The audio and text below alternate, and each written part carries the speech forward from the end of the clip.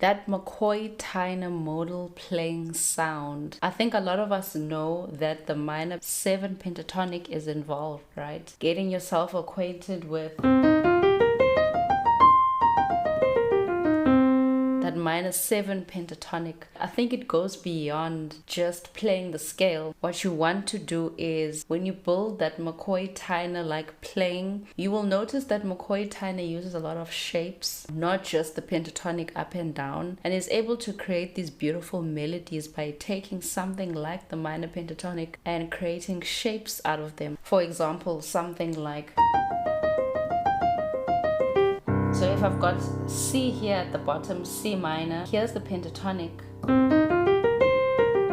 But how can I create shapes that sound like a melody like McCoy Tyner would do? And what you want to do is you want to break the scale into little parts like shapes or patterns. For example, McCoy Tyner may do something like 1, 2, 3, 4.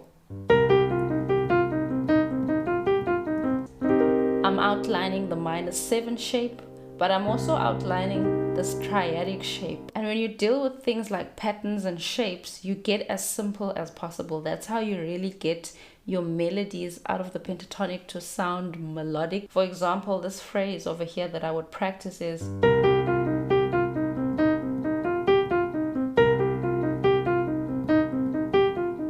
right? I can spin it in many ways. And I would take that up, let's say a 4th, and I'd play it in F minor.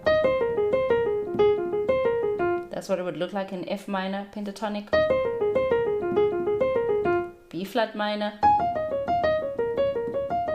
So all I'm doing is I'm outlining the minor 7 shape, then the triadic shape.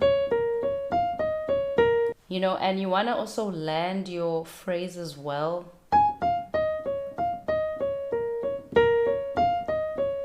And I'm going to write these out for you to practice as they are. F minor. Now we can't talk about McCoy Tyner without talking about the left hand. A basic thing to do, and probably most commonly known, is to do 4th voicings, primarily from the Dorian mode. Dorian mode is the 2nd degree of a major scale. So if you're talking about C minor Dorian, we'll be talking about the 2nd degree of B flat major. 2nd degree of B flat major will start on C. We can build these 4th voicings according to C minor Dorian. But for McCoy Tyner left hand, I'd probably keep a quartal on the 1st and 2nd degree, as well as the 4th and 5th degree. And this is just for C minor. So whatever I'm playing, I want to keep a quartal on the 1st and 2nd degree, 4 and 5. So like, and I can move them how I like. And the more you practice this kind of modal playing, the more you will see which left hand quartal works where as you move up and down across the piano. Similarly, I could do, or I could,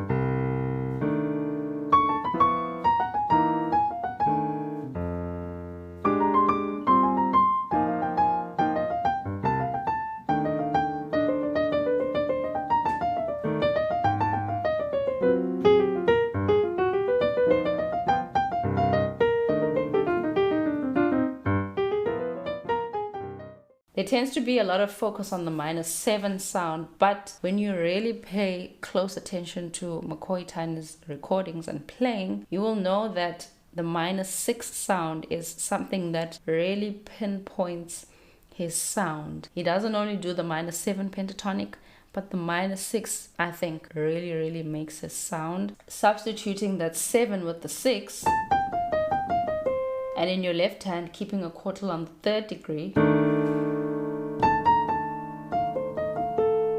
almost sounds like an F7. So a phrase that I could practice, for instance, I could do. If you notice, this shape is just a minor triad with F on top of it. You notice also when I play, sometimes I add auxiliary notes like the ninth. I mean, that's part of the Dorian mode as well. When you're talking about a player like McCoy Tyner, and I mean a lot of jazz players, they use these modes interchangeably. So when you practice, you want to, of course, practice them separately, but to also keep in mind that you're not going to be using them in isolation most of the time. So you want to practice, you know, these things separately, but when you play, you're going to be choosing here and there depending on what sound you're hearing at the time. So if I go back to the piece that I started with at the beginning, which is Equinox, a John Coltrane tune,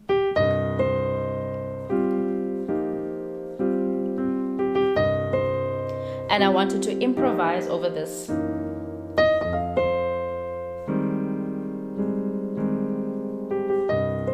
I can do, that's the -6 sound, you know. So if I start it again, I can do maybe -7. And another thing too about McCoy Tyner, that he has this way of playing within one tonality. So even though the progression in something like Equinox is going from C minor to F minor and then A flat 7 to G7, he has this particular way of sticking to one tonality and sort of shifting back and forth from that tonality. So he's thinking, I mean, look, I don't know what he's thinking, but based on transcriptions that I've done in the past, sometimes even when a chord is moving to like F minor, for example, he's still keeping to more or less the same tonality. He'll still have those C minor shapes, but maybe tweak them a little bit. So if you want to, you know, get that Tyner sound, you know, a little bit in your playing, you want to practice a lot of different types of phrases that are pertinent to one tonality. This one, C minor. And then for -6, I may want to practice. And you can create your own shapes. Like I like to create shapes from the 5th, or these are all within C minor. These kinds of things are the kinds of things that you want to do, because now when you play that whole minor blues progression, you can play over C tonality on its own, and that's really going to give you that Tyner sound.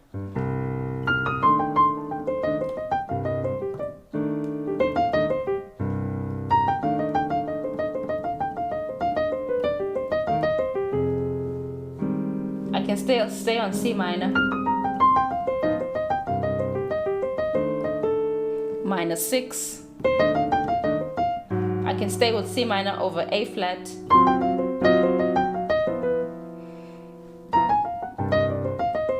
What I would really probably target is that G7. The G7 is really that cadential point from 5 to 1 that I really sort of want to nail. But everything else, I would more or less stick to that C minor tonality.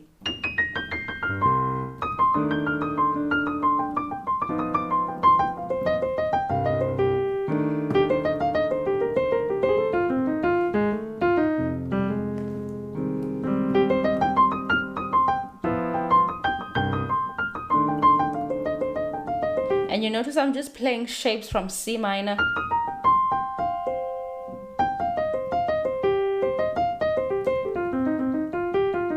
So you can just practice things like, or remember, these are all coming from that pentatonic scale, but this is the way to sort of put them all together into something melodic. So check out these phrases in the PDF below if you'd like to see them notated. One more thing that I'd like to point out is creating arpeggios in a little bit of a different way than maybe that you're used to. Typically for C minor, you may do like a jazz arpeggio, I guess, something like that.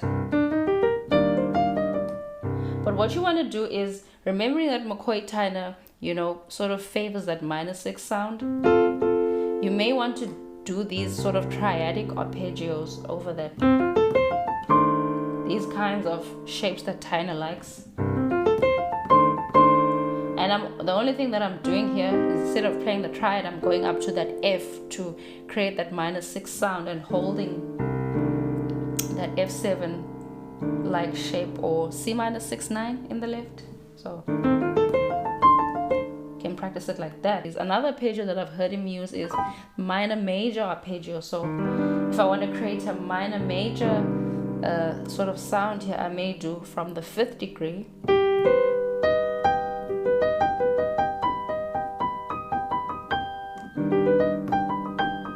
minor 6,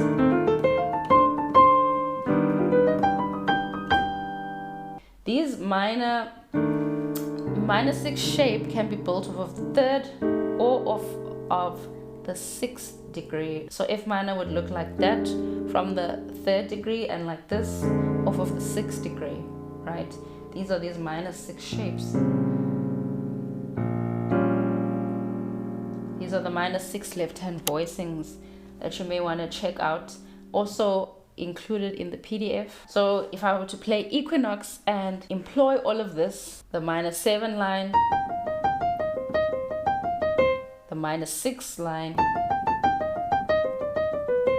the minor 6 arpeggio, and the minor major arpeggio, my Equinox may sound like this.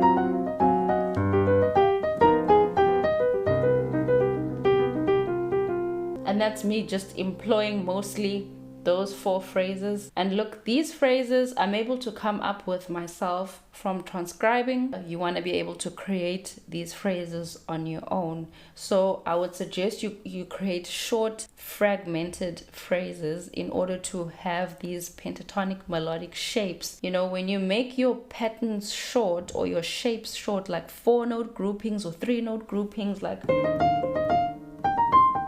3-note groupings or 4-note groupings, like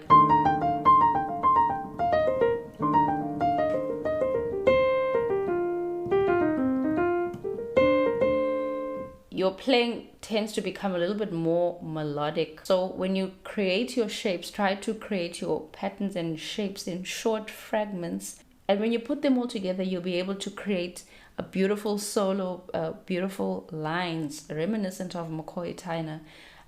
This is surely not all that he uses in his playing. He does things like outside playing, which I have covered in a video if you want to check that out. But a good starting place is to look at that -7 pentatonic and that -6 sound, as well as getting those left hand voicings down.